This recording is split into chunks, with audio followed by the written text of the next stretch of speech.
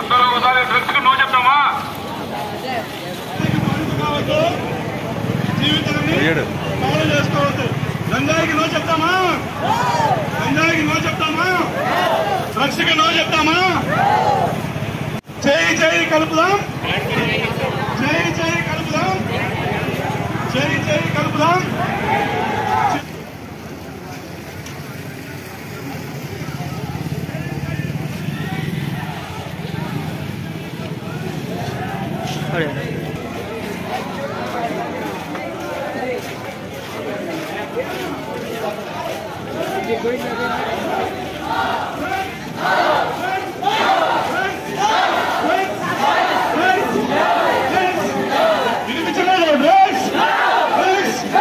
నేను ఒక్కడే గట్టిగా అరుస్తున్నా.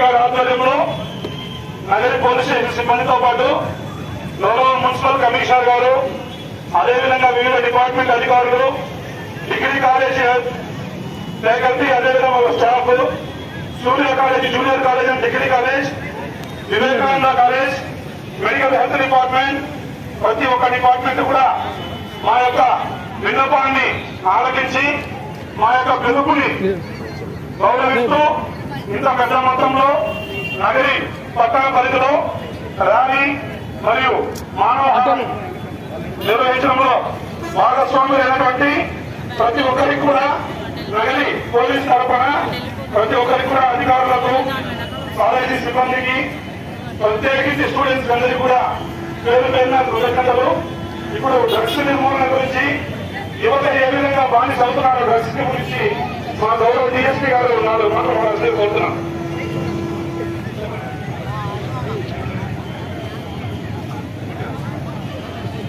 ఈ కార్యక్రమానికి విచ్చేసిన ఇక్కడ ఉన్న స్టూడెంట్స్ అందరికీ, అదేవిధంగా కాలేజ్ యాజమాన్యానికి, అదేవిధంగా revenue department, police, health department అందరికీ నా మనస్పూర్వక నమస్కారాలు.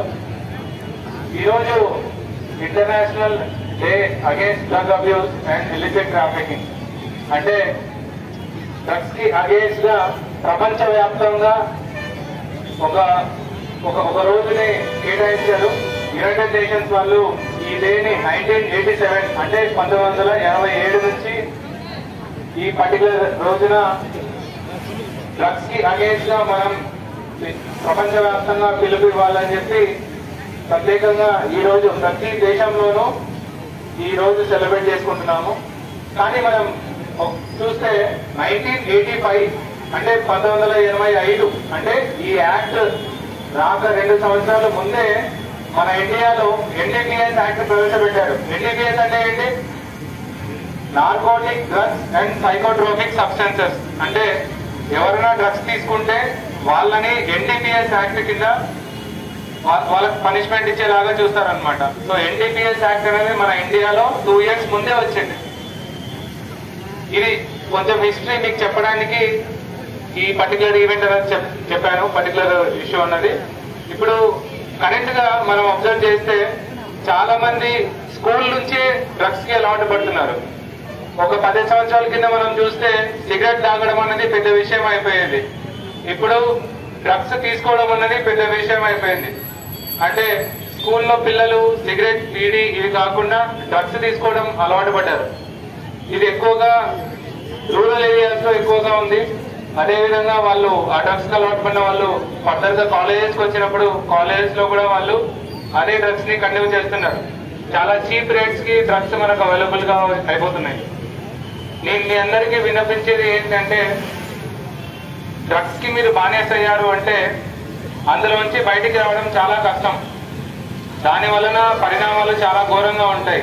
ఒకటి మీ కెరీర్ నాశనం అయిపోతుంది, రెండోది మీ యొక్క మెంటల్ స్టేటస్ అంటే మీ యొక్క మానసిక హెల్త్ అన్నది కూడా పాడైపోతుంది, మూడోది మీ కుటుంబానికి మీకు దూరం కూడా పెరిగిపోతుంది, నాలుగోది ఏంటంటే మీరు ఇంకా జైలుకి వెళ్ళిపోతారు. ఆ జైలుకి వెళ్తే మీరు బయటకు వచ్చినా కూడా మీ పైన షీట్ అన్నది ఓపెన్ చేయడం జరుగుతుంది. సో దయచేసి ఎవరు డ్రగ్స్ ఈజీగా దొరుకుతున్నాయని చెప్పి డ్రగ్స్ ని ఒకసారి ట్రై చేసి చూద్దాము అని చెప్పి వాటి జోలికి అయితే వెళ్ళొద్దండి. మీ కెరీర్ ని నాశనం చేసుకోవద్దండి. మనం చూసినట్టయితే ఇక్కడ ఎన్సీసీ స్టూడెంట్స్ కూడా ఉన్నారు. సో ఎన్సీసీ అనేది ఒక డిసిప్లిన్ ని ఇంట్రడ్యూస్ చేస్తుంది. సో స్కూల్లో ఉన్న వాళ్ళు, కాలేజ్ లో ఉన్న వాళ్ళు, స్టూడెంట్స్ అందరూ ఇలా ఎన్సీసీ, ఎన్ఎస్ఎస్ ఇలాంటి యాక్టివిటీస్ లో ఎక్కువ పార్టిసిపేట్ చేయండి. అంతేగాని డ్రగ్స్ ఈజీగా దొరుకుతున్నాయని డ్రగ్స్ కి బానిసై మీ భవిష్యత్తుని పాడు చేసుకోవద్దు. ఇలాంటి ఈ కార్యక్రమాలు మన నగరి సబ్ డివిజన్ లో ఇంకెన్నో చేయాలని ఆశిస్తున్నాను. అదేవిధంగా మీ అందరూ మేమిచ్చిన ఈ పిలుపుని ఇంప్లిమెంట్ చేస్తారని చెప్పి ఆశిస్తున్నాను. అందరూ డ్రగ్స్ కి దూరంగా ఉంటారు కదా. డ్రగ్స్ ని ఎవరైనా యూజ్ చేస్తే పోలీసులకు కానీ ఇంకా మీ కాలేజ్ ప్రిన్సిపల్స్ కి, మీ కాలేజ్ లో ఈగల్ క్లబ్స్ అని ఫామ్ చేశారు, వాళ్ళకి ఇన్ఫార్మ్ చేస్తారు కదా. గట్టిగా చెప్పండి, ఎస్ ఎస్ ఎస్ సార్ అని చెప్పండి.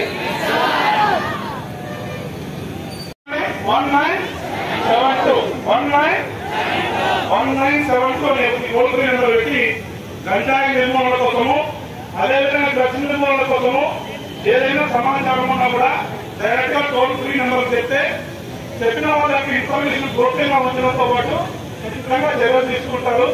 ఏ పోలీస్ స్టేషన్ పరిధిలో ఉంటే వాళ్ళతో చర్యలు తీసుకొని మళ్ళీ కాంప్లైంట్ తీసుకుంటారు. కాబట్టి నేను దృష్టిలో ఉంచుకొని రాష్ట్ర ప్రభుత్వము ఎంతో ప్రతిష్టాత్మకంగా ఈ విధంగా దాన్ని ఫామ్ చేసి డ్రగ్స్ కు వ్యతిరేకంగా చేస్తున్నప్పుడు మన వంతు బాధ్యతగా మనం కూడా ఎప్పటికప్పుడు వాళ్ళకి సమాచారం ఇచ్చి సహకరిస్తే బాగుంటుందని నా కోరిక. ఏమన్నా మాట్లాడతారు కదా స్టూడెంట్. సో డ్రగ్స్ కి బానిసయ్యి జీవితాన్ని బాగు చేసుకోవద్దని, డ్రగ్స్ కి చెప్తామా నా చెప్తానా?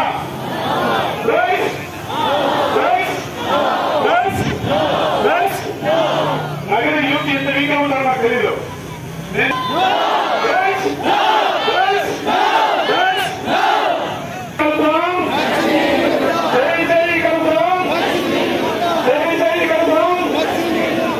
ఒక బాగుమని లేదా తెచ్చుకున్నామా?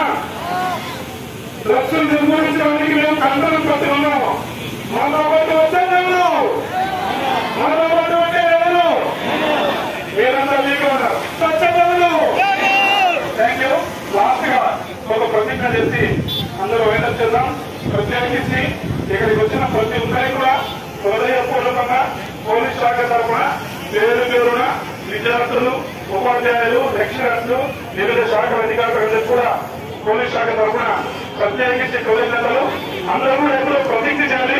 చేతులు ముందుకు చెప్పాలి, చేతులు ముందుకు చెప్పాలి. ఈ ప్రతిజ్ఞ మనస్ఫూర్తిగా చేయాలి. ఎలా చేయాలి? మనస్ఫూర్తిగా చేయాలి.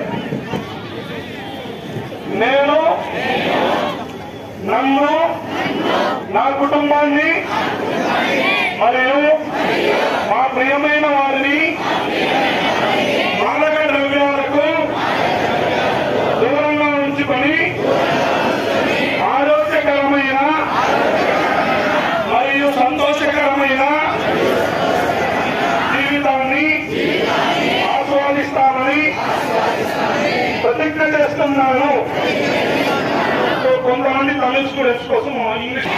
Taken the pledge to choose life, no drugs, and committed myself to continuously cooperate in stopping drug abuse and stay